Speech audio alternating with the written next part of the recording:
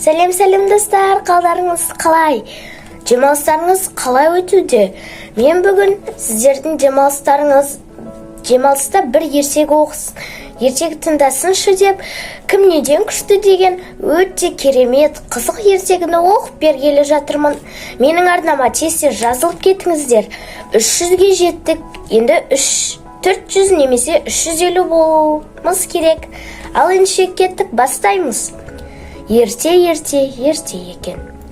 Ешкі жүні бөрте екен. Қырғауыл жүні қызыл екен. Құйрық жүні ұзын екен. Мұзға барып қонған екен.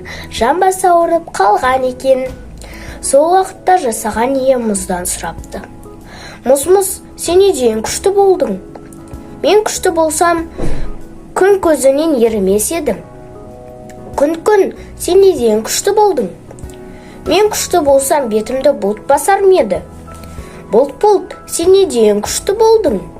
Мен күшті болсам, жауа, жусан басын көгертпес едім. Жусан, сен неден күшті болдың? Мен күшті болсам, қошақан жер ме еді? Қошақан, сен неден күшті болдың?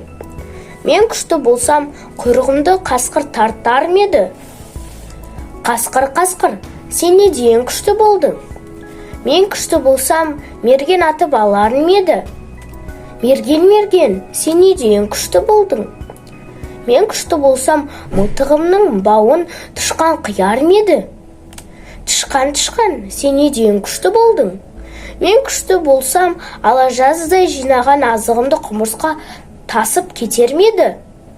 Құмырсқа, сен неден күшті болдың? Дегенде ол, арқамен 6 батпан, желкеммен 7 батпан ауырды көтергендіктен күшті болдым, деген екен.